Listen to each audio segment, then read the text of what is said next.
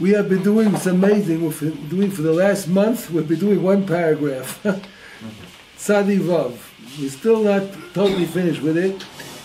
And last week, something interesting came up, and Rabbi Yaakov Meir commented something, and I wanted to bring to you today a rounded picture of what Rabbi Yaakov Meir was saying. And we talked about last week change, and we spoke about the idea of 40 being vital to change, spiritual change. We spoke about examples, 40 days Moshe Rabbeinu was the Har Sinai, 40 days, 40 nights until he bring down the Luchos. He had to be up there for 40 days in order to affect that change. They were for 40 years in the Midbar before they were able to go into Eretz Yisrael. So they had to go through that period of 40.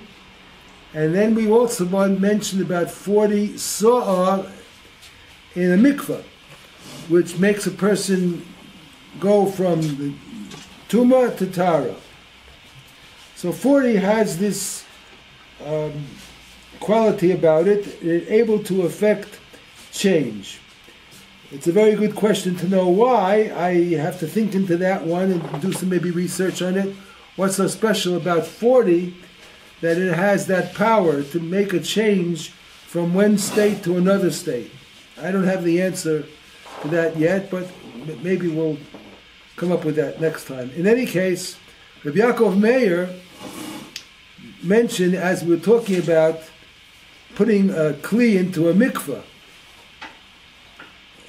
and if it goes from ownership and manufacturing by a guy to the ownership of a Jew, so you have to tova the kli, and the kli goes into a mikveh of 40 sah, like a person goes into a kli. So Rabbi Yaakov Meir mentioned that if you stick the knife into the ground, or wherever the kli into the ground, a number of times you can kasher the kli. So my response was to him that as far as I know, I never learned that you can kasher a kli by sticking it into the ground. It's usually a knife. It could be a knife. It could be a knife. If you have a knocking knife and you use it for fleshing. So my response was to Yaakov Meir was that there's, as far as I know, you cannot kasher a kli by sticking it into the ground. But I didn't say that there's no inyan, there is such a thing into the ground. And I wanted to bring you today what I found in the Chochmas Adam, and in the Shulchan Aruch there is an inyan of sticking the knife into the ground, but it's not to kasher the kli. That was correct in what I said. You cannot kasher a kli by sticking it into the ground. Now, in other words, if you have a knife that was used and absorbed trephis, chazer, or it was used for basar and then used it for chalav, and it was hot, so the kli became treif. That you cannot kasher by sticking it into the ground. Where is, as we call it, ne'itza b'karka? Where is that used? What can it be used for? That could be used for if you have a knife and you want to cut something. Now you're worried about this knife, it's a treifa knife, or it's a knife which is basar, and you want to cut chalav. Or you want to cut something when it's parava. If I use this fleshika knife, will I make that? Wouldn't that only be by accident? If you did it by accident? No, not necessarily. Well, forget about whatever reason it is. But what happens if I take something which is what we call a fleshik or a basari knife, and I cut something which is parava? Did I make that parava thing basari? Or if I cut cheese with it, then I make the cheese now treif because it was a knife which was used for basar, and I cut cheese with it. So maybe the cheese is treif now.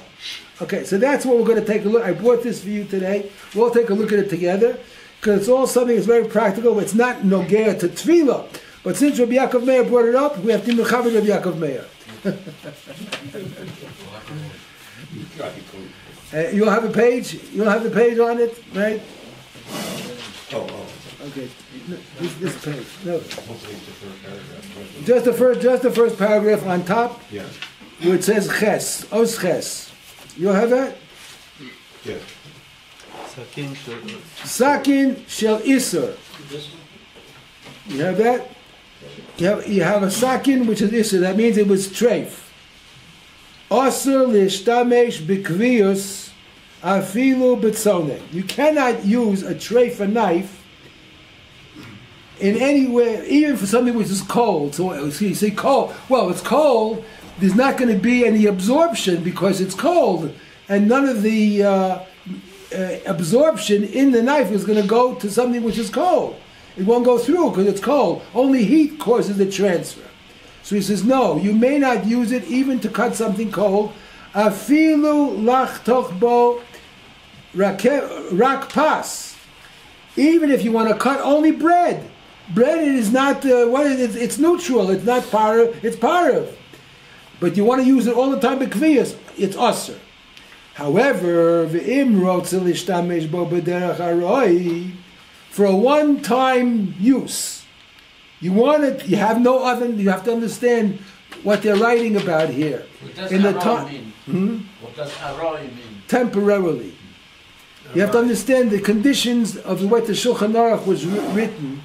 Shulchan Aruch was written 500 years, 600 years ago, and they wrote about the primitive times where they didn't have abundance.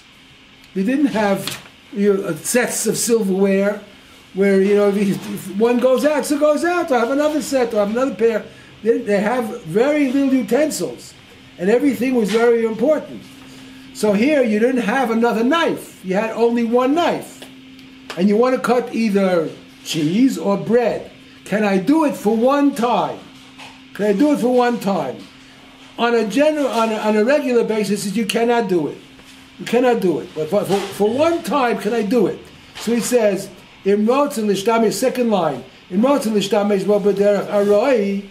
if I want to just temporarily use this knife which is treif, can I use a treif knife?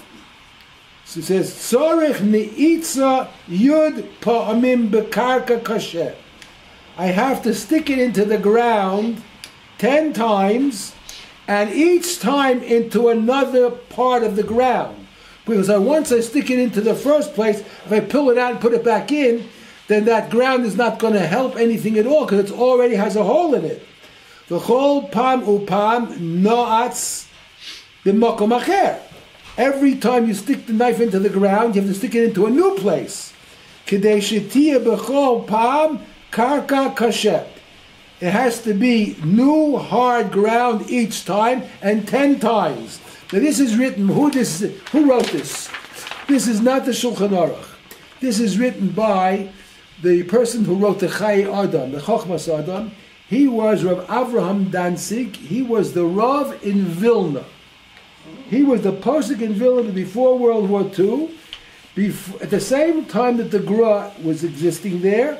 But the Gra was not the posek in Vilna. The Gra had his own little base medrash with his Talmidim, but the posek in Vilna was the author of this sefer called the Chochmas Adam or Chaye Adam. He wrote one on Yeridea and one on Orach Chaim. This one is on Yeridea, and he's writing on Basar B'Chala.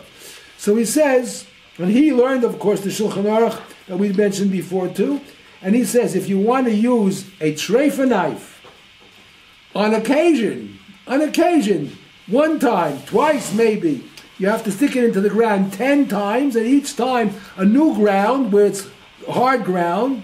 What will that happen? Sha'al yedei ha'ne'itza kvar nitrachev haguma. If you use the same place that you stuck it in beforehand, so the earth is already widened. Ksat ve'eno minake hashamnunis. You hear this? What he's saying, what is the purpose of sticking it into the ground? You stick it into the hard ground, and the rubbing of the sides of the knife in the hard ground will remove any fat that might be on the blade of the knife. Shamnunis, any oil or fat that might be on the blade of the knife will be removed by putting it into new hard ground. V'oz, but 10 times, not one time. V'oz mutar lachtoch bo afilu davar charif. This is a chiddush we're saying. Not only can you use it to come also to cut something which has sharpness in it. K'inyin, kitznon, like radish, or batzel, or onion, or maliach, or something which is salty. Because what do those things do? The chemical reaction of something which has a lot of spice to it, like onion or snow, radish, you might say that might cause the iser, the trephis, which is in the knife, to be extracted and go into the radish or go into the onion. How can I do that? But if I do it 10 times in the ground, each time a new ground, hard ground, that'll take off anything that's on the surface of the knife. It'll take it off, and therefore I could even cut something which is sharp or very spicy, like onions or radish. The al yedei ha'neitza ma'avir u'maflit. Now here he's saying a bigger chiddush even before. I just said it's going to remove it from the surface. He says ma'avir u'maflit ma shebeklipas hasakin. He's saying, I don't know where he gets this from, but he says that by putting it into hard ground 10 times, it's not only going to remove what's on the surface, but underneath the surface, the slightest thing which is beneath the surface, klipas hasakin, which is the outer, let's call it covering of the metal, the outer layer of the metal. If there's any trephis in that, by sticking it into the ground, that also will be removed. Sticking it into the ground and scraping it. Now, you know what they didn't have in his time? They didn't have Scotch-Brite. They didn't have steel wool.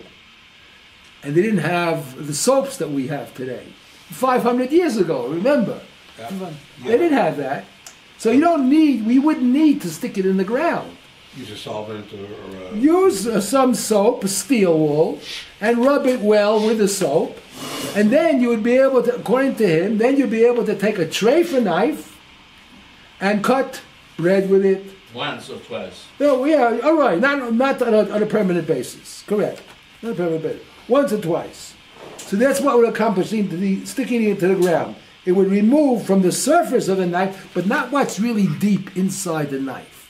What's really deep inside the metal of the knife, that's not going to come off by rubbing it on the surface and cleaning it with steel wool or with Scotch-Brite or sticking it into the ground. It's only going to take off what's on the very, very surface of the knife, or maybe a little bit below that. So if I cut one time or twice, nothing will go into the food. That's what he's saying. But im yesh bo gumot, if the knife is not clear, smooth metal, there are crevices and cracks in the knife, then it's not going to help. Not going to help. What do you have to do? Tzarech haga'ala. You have to purge it in boiling hot water, like you do kashering of any kli. V'tzarech lenakos mikodem heitev hagumos, and you have to clean those little niches or crevices as much as you can. And then you purge it in boiling hot water. For how long? Huh? For how long? For a minute. A minute. So if you have a knife with a serrated blade, where it's... well, yeah, no, that's something. Yeah, that's easy to clean because that's revealed.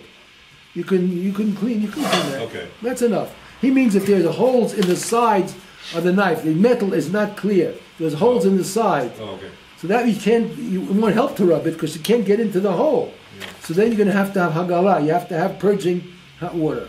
Yeah. I don't remember exactly the details, but I heard there is also difference if there is a steel and then there is wood.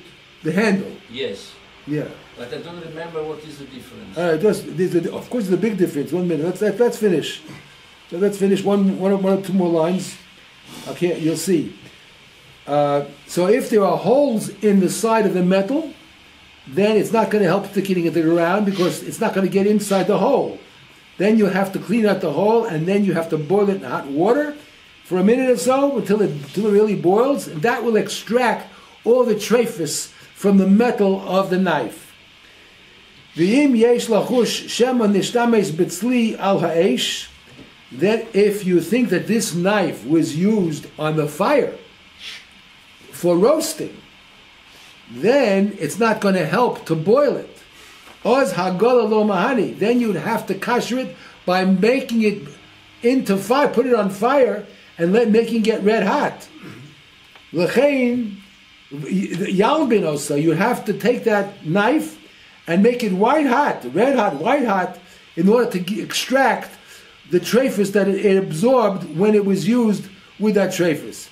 V'im ef shalalabein heitev mishum hakata. You hear Rabbi Yaakov Meir? If you can't take the whole knife and make it white hot because of the handle will melt or break. Yalbin, so you have to whiten the blade as much as you can. V'achakach yagil, and then do hagala, then do the purging. Oh, it's another eitzah. Yashchizen b'mashchezes. Put the whole knife into a sharpener, something that sharpens knives. And when it sharpens knives, it removes part of the metal.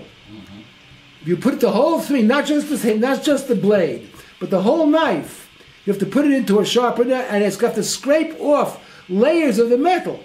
That layer of the metal, that's what absorbed all of the trephis. If you have to remove that whole layer by scraping the whole knife, the sides also, not only the blade. And then afterwards, then you have to get a main hagola anyway.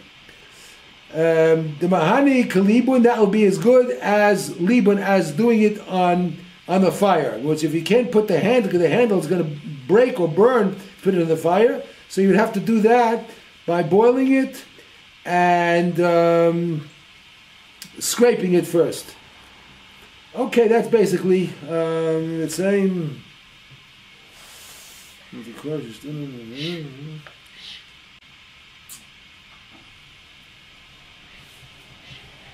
Okay, that's basically what we will have to go through. The other thing we said last week was another eitzah. Leave the knife alone for 12 months. Just wash it and leave it for 12 months and don't use it at all. If you leave it for 12 months, any trephis that was inside was absorbed becomes like dust. It loses its koach of trephis. It's not trephis anymore. Then you can just use it after 12 months. You can use it as new. That's all. Okay, that was that. I think covered that. But what we see from here is the knife does not become kosher by putting it into the ground.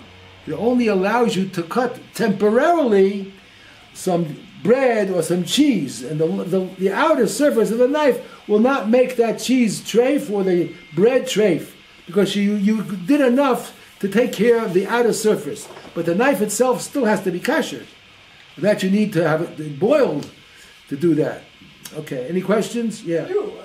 When I first came to Israel, I used to take our knives to a man in the shuk who sat in the shuk, and he had a knife sharpening wheel, and he would sharpen them. And one of the things I noticed is he didn't have two wheels for dairy and meat. He just had one wheel.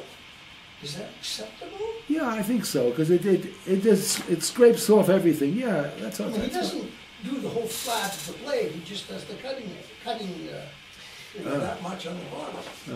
Making a nice point. The cutting. Rabbi, Yeah. he said that if you leave it for 1 year, the trefut disappears. So does it apply also to Any kli, not only a knife, a fork, anything that you leave for a year, A pot? anything you leave, if you leave it for a full year and you don't use it at all for a full year, it becomes neutral. also the ones, I don't remember the name, like glass, but it's not glass. Pyrex, Yes. If you leave it out for 1 year, 1 year, it's okay. 1 year. Milchig, fleischig. And it doesn't matter. It becomes again neutral. It becomes parov. After a year, you can use it for anything. When you buy a new kli, it's also toivel. But If it comes from Goyim, yeah. if it was made by Jews, you don't have to. you're allowed to use it once. If it's new, you're allowed to use it once. I don't know why. No, It wasn't titled. but you're allowed to use it once before toiling it. I don't know. I never heard that. You haven't heard of it? No. Okay. Okay, we'll go back to the Baal Shem Tov. So you all have page 150? Yes. All right, let's read it over again. We're on Tzadi Vav. Well, the first check is Tzadi Vav. Kasher matchil ha'adam mitpalel, when a person begins to daven. You did it already. Yes, we're just going over it. We didn't finish to the end. As soon as a person begins to daven, that means when he says Hashem Svasai Tiftach, Hashem Svasai Tiftach, you are inviting, remember this, you are inviting the Shechina to be concentrated in you. Hashchina mislabeshes bo umedaberes hadiburim. The Shechina becomes enclosed in you, and she is the one that is enumerating and saying the words. Now that's a very difficult concept. We spent a lot of time on that. We don't understand it. We don't realize it because we look at ourselves as an individual. And I want to speak, I speak. But you don't realize what's really giving you the power to speak is the koach of the Shechina that's inside you. And when you invite the Shechina is there around. She's around all the time. But when you invite the Shechina into you, you have given her free run. She's now running the show. And what's really speaking is the Shechina. That should make you stand up straight and make sure you say the words with respectful and concentration like a person should be. And when you have this belief, it's a question of accepting it. He says clearly, the Baal Shem Tov realizes that it's a difficult concept to understand because you think of yourself, a minute ago there was no Shechina in my. Now the Shechina is in me talking. What's the difference? Before I wasn't davening Shmona Ashrei, I was saying other things. I was saying Ashrei. The Shechina wasn't there yet. Now the Shechina is in me because I said Hashem is v'ay tiftach. What happened? So he says you have to believe what I'm telling you. Of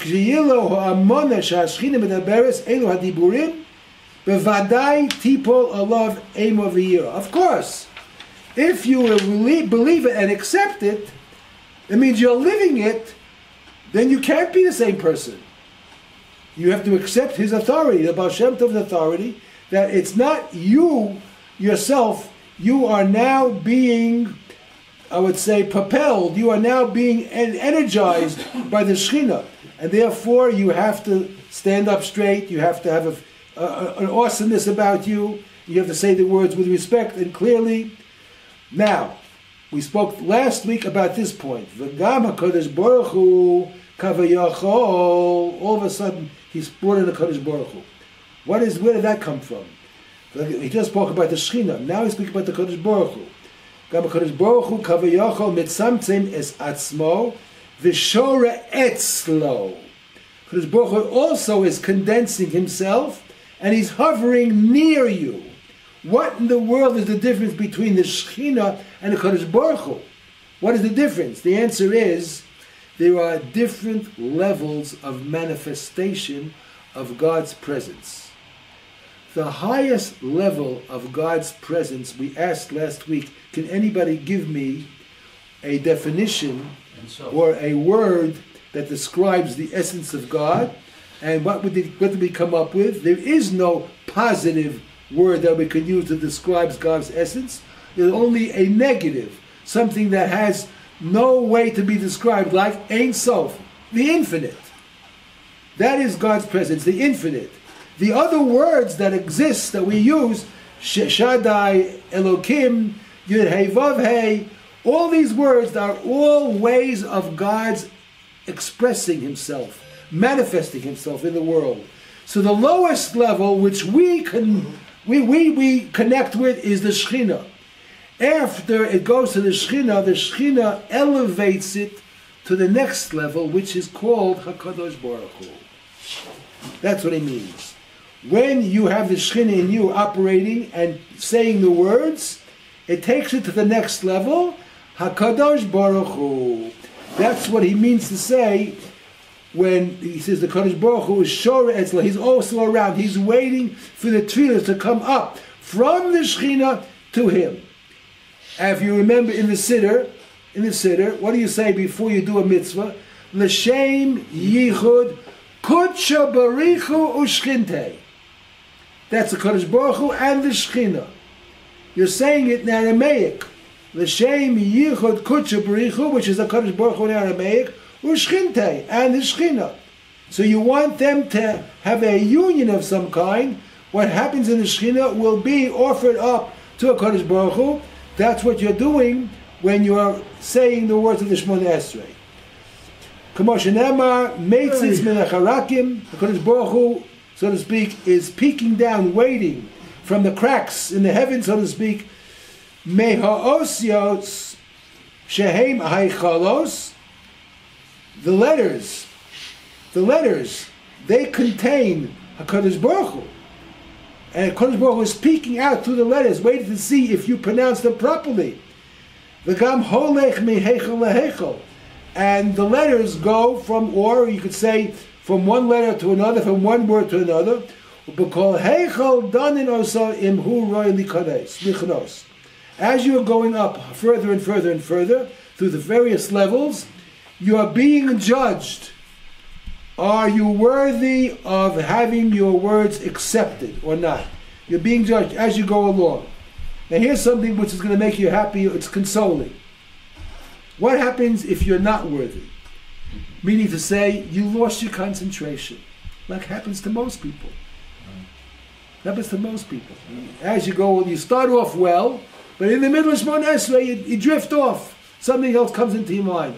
So according to this, they're going to judge you at a certain level and see, oh, you're not here. They throw it out. So what do we, most of our Shemona Esrei is that way. What do? This is not good news. There is one way to prevent any problems. Daven with a minyan. Oh, but even when you daven with a minyan, you could lose concentration. Oh, so with daven with a minyan, because you're part of the klal, they won't throw you out. So how important it is to daven with a minyan? What do you mean they won't throw you out? They won't throw the tefillah out. They won't throw the tefillah out. If you're not davening with a minyan, you're just depending on your own. I never daven. I can't daven on my own. Okay, but there are some people who daven privately. They don't go to shul. An emergency, if you have. All right, it's fine, but they don't go to shul. They daven. I said, look, I'm davening. I said, I daven. I did it. I said, I couldn't go to shul. I don't go to shul. So, but I daven. Right? I put on tefillin. I say Shema. I went through it. You should know that the chances are of your tefillah being accepted when you're davening by yourself is 1 in 100. Maybe 1 in 100. Why shouldn't it be like you're, the fact that you're trying and that people, it's just human nature that people lose concentration. So you have to realize when you're talking to God, you have to be above human nature. That's exactly the point. But he understands that. But he understands that he gave you the ability to do it. And you're not trying hard enough. You have to realize you're talking to Melech Melchei HaMelachim, King of Kings, the creator of the world. It requires an enormous amount of concentration to do it properly. If you daven with a minyan, with a group, then you're saved because Hashem loves the tzibur. He loves the tzibur. He won't throw out your tefillah then. What if you are half a page in advance or behind with the minyan? If you start out with the minyan, it's okay. As long as you're part of the minyan. Doesn't matter. Doesn't matter. Even if you're behind. You start out together, that's it. It's very important to try to start the Shemona Esrei together with the minyan. If you daven slower and they daven faster, it doesn't matter. If you started with them, then you're part of the group. You're part of their tefillah also. Doesn't make a difference if they speed and you take your time. The idea is to start to say, Baruch Hashem Goal Yisrael. You say together, Hashem Svanatav Tichtach, and you start. You go at your pace, they can go at their pace, doesn't make a difference. You're all part of the same thing. But you shouldn't start in advance. Huh? But you should not start. Oh no, certainly not earlier. You start earlier, that's a private tefillah. What happens sometimes is it takes you a little bit longer to get to Goal Yisrael you say Shema Yisrael slower than they do, and you start a little bit after No, them. but sometimes the Baal Tefillah is stretching very, very, very long. In what? Before Shemona Esrei? Yes. So you have to wait. What can you do? Okay. You have to wait.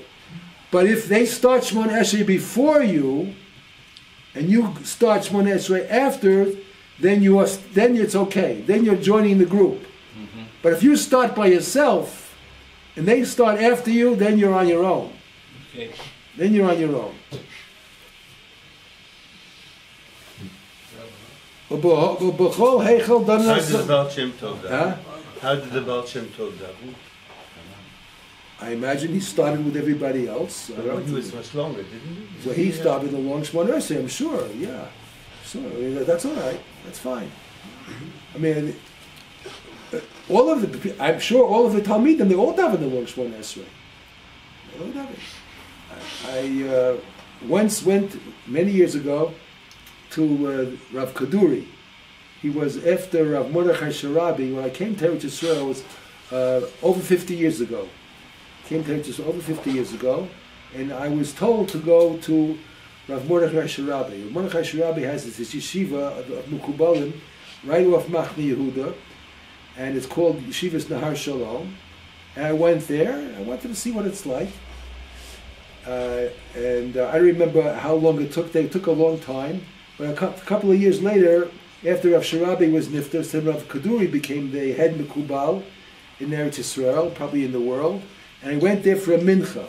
Mincha took 40 minutes. Just a midah. Yes, 40 minutes.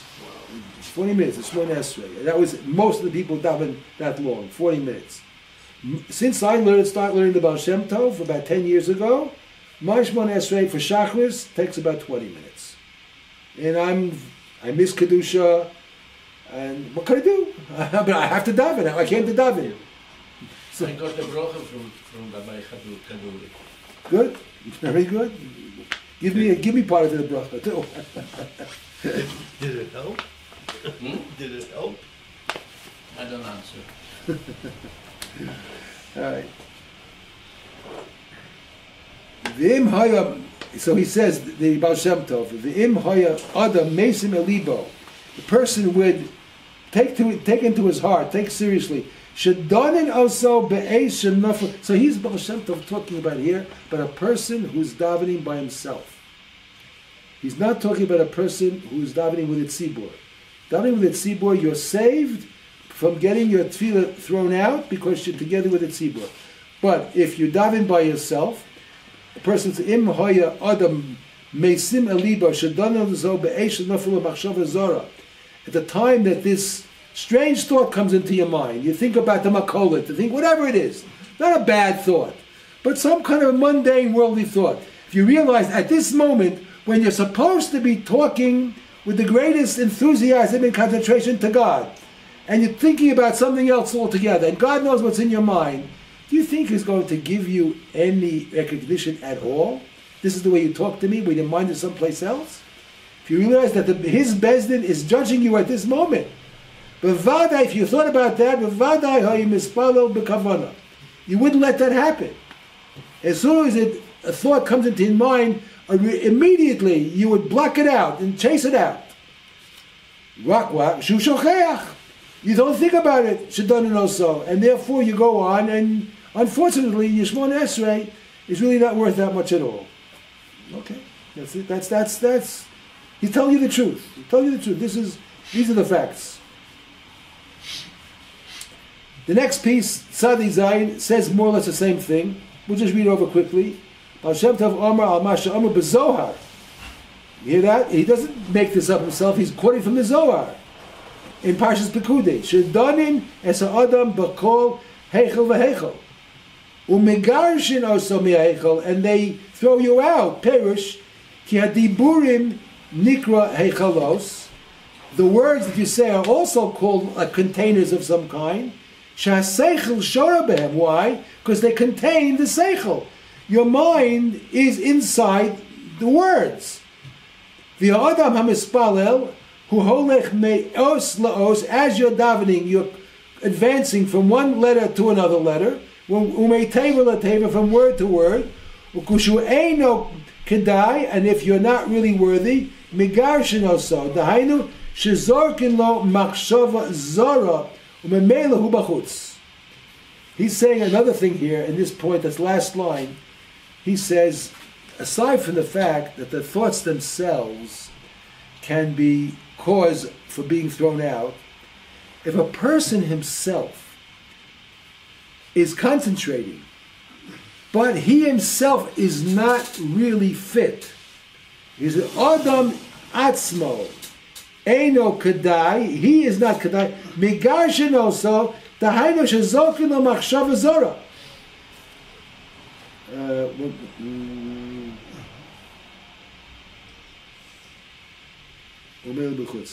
Okay, fine. All right, we go to the next one. Sadi Ches. What does it mean? It means that you might be trying to do the right thing, but it could be that for some other reason you're not really worthy. You're not really worthy. You're trying to do the right thing, but you're not really worthy. So what will happen? It could happen that they will throw you this thought. And even though you're trying, they'll throw you this thought. They throw you this machshava zora. Because you really weren't worthy. So it could be that you yourself let the thought come into your mind, or min hashamayim, they threw the thought into you because you weren't worried.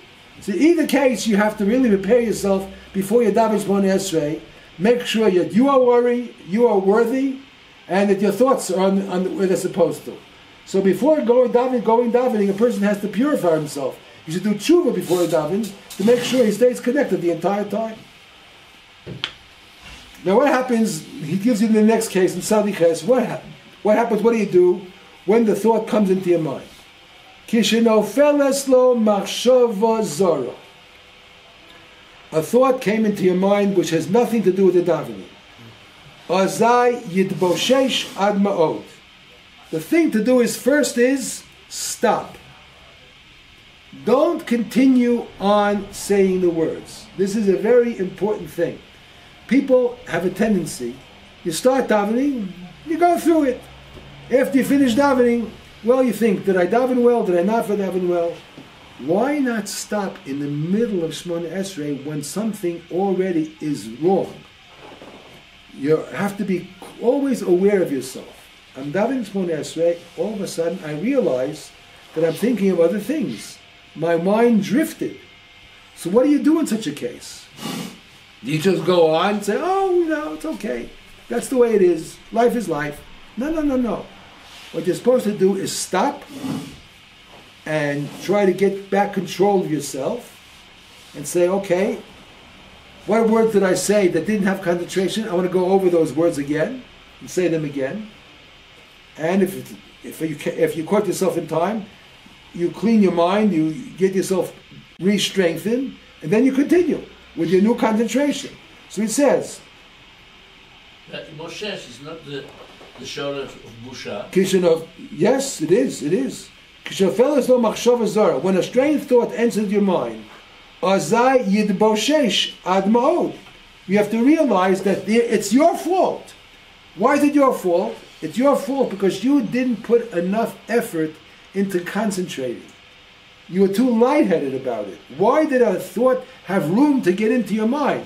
You started Shmoneh, you said, Hashem Savasai Tiftach. You ask Hashem, you, so you open up my lips, Ufi Yagir, in my mouth will say, Til will praise you.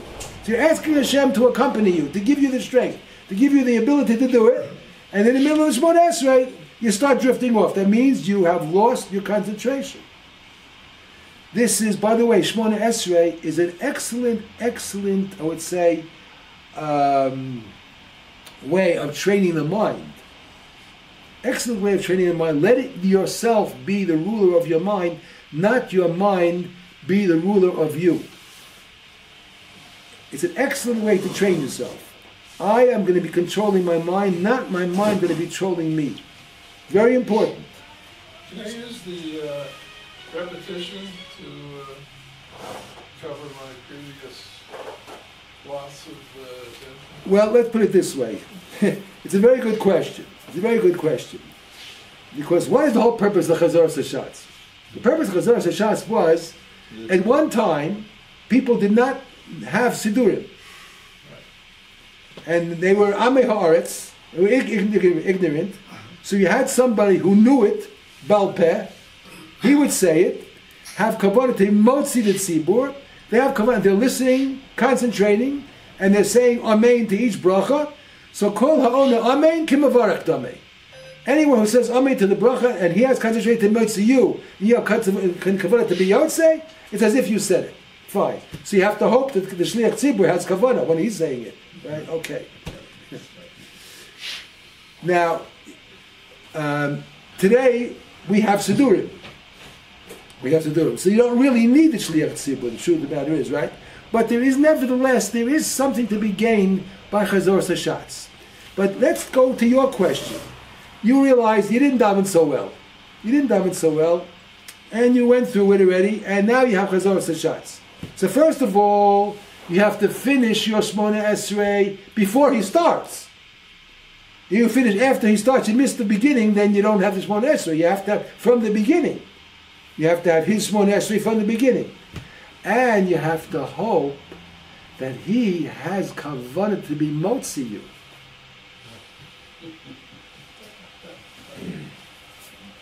That's very important.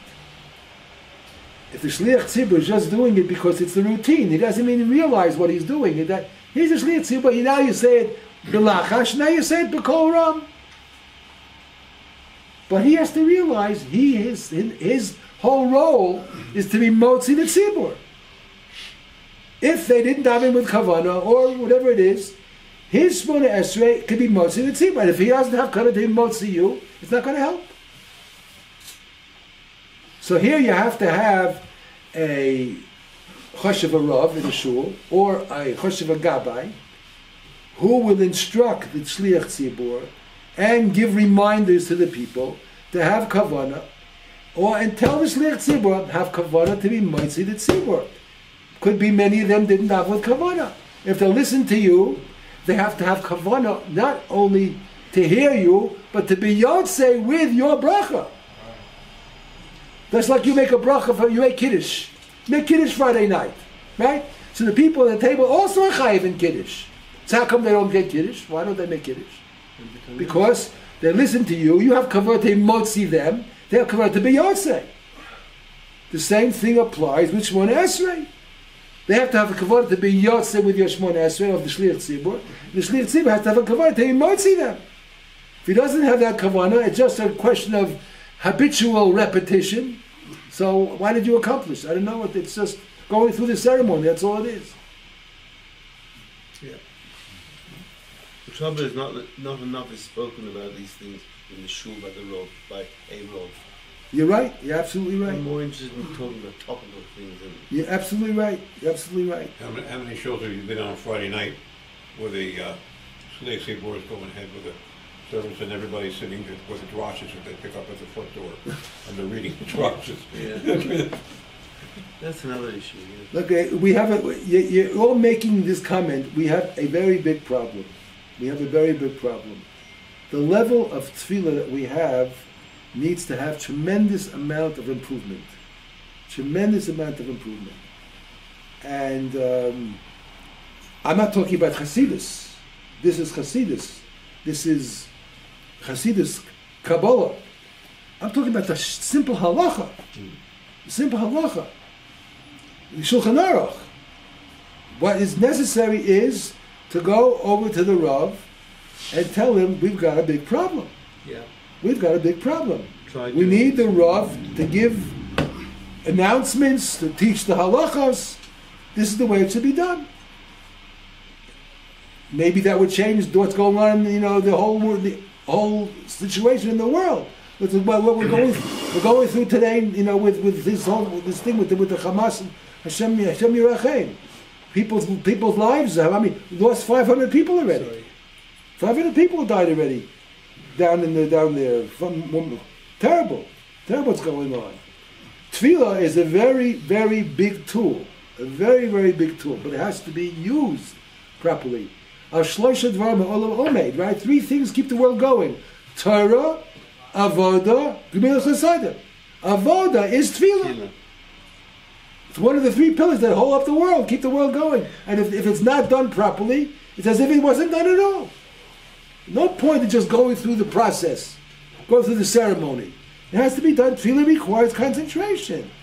Da lifnei mi ata omed. Right? They have a lot of shuls. They have that on the parochas.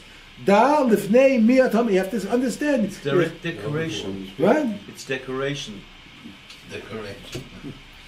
It's very, very important. That's where Rabbi Goldberg, 2 years ago, when we started the shiurim here, he asked me, "What do you want to give shiurim in?" I told him, "Let's learn the Baal Shem Tov." He says, "That's it. Very good. Let's do it. Let's do it." And it's, I tell you, over the years, it's been, in my life, I tell you, I'm studying the Baal Shem Tov. I have the Sefer in my house, I don't know, 30 years, 40 years. I used to look at it once in a while for a Dvar Torah, that's all. But I never took the whole inyan of Tefillah so seriously. 10 years ago, I don't know why, I opened it up and I started learning. I said, how could I have let this go? How could I not know this? How could I not practice it? So I started learning it. I went over it and over and over it, and I'm teaching it. I want other people to have also the same course that I have. What's the Sefer?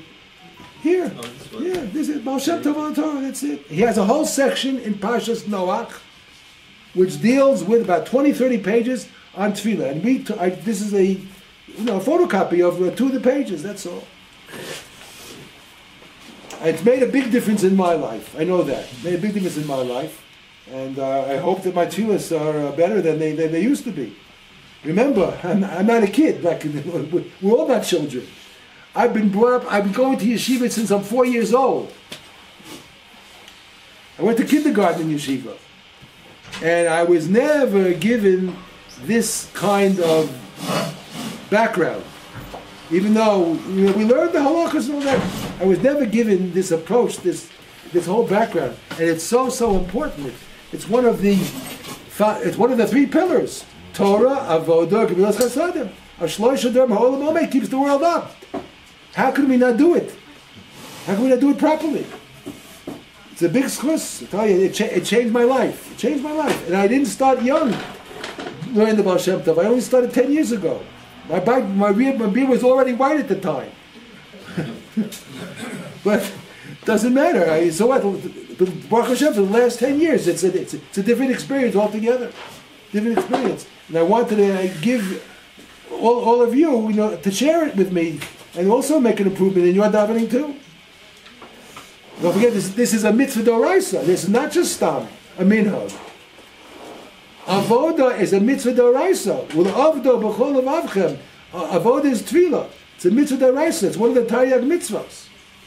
And it's also a way for us to connect to Ribbon Shalom and try to get things going the way we want it to go.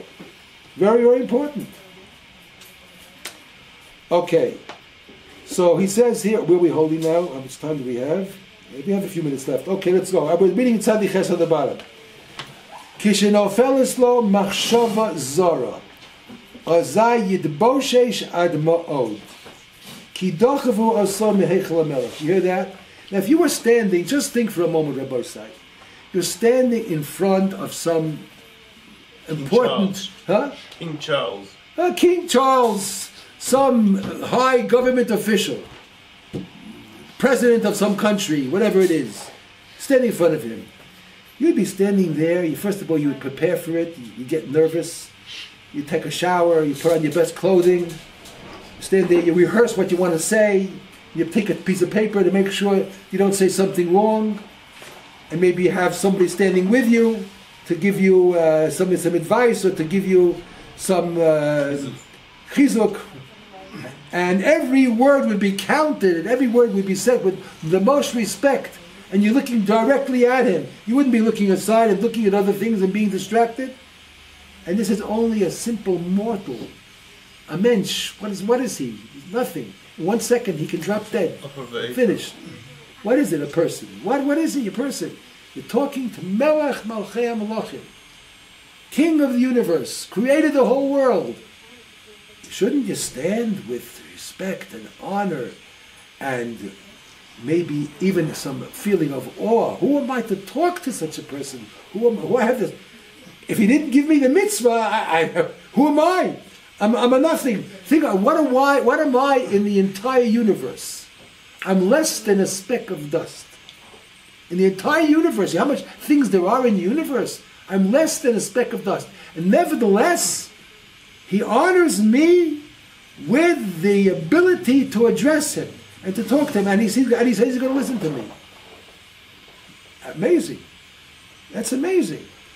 So I shouldn't use that with the utmost respect and preparation. Before I walk in, I prepare myself. Who am I going to meet now? What am I going to do? I prepare myself and say every word clearly, not to mumble-jumble the words. And these people are not really guilty. They didn't have the training. They didn't know. Yeah. You made the example of speaking in front of a king. Mm-hmm. I had a kind of experience with the Rebbe. But we had a revelation in the Midbar. If you are in front of a king or a Rebbe, you also have a revelation. For us, it's much more difficult. We didn't have the revelation. We must look for the revelation, but yeah, you have to have it. You have to use your imagination.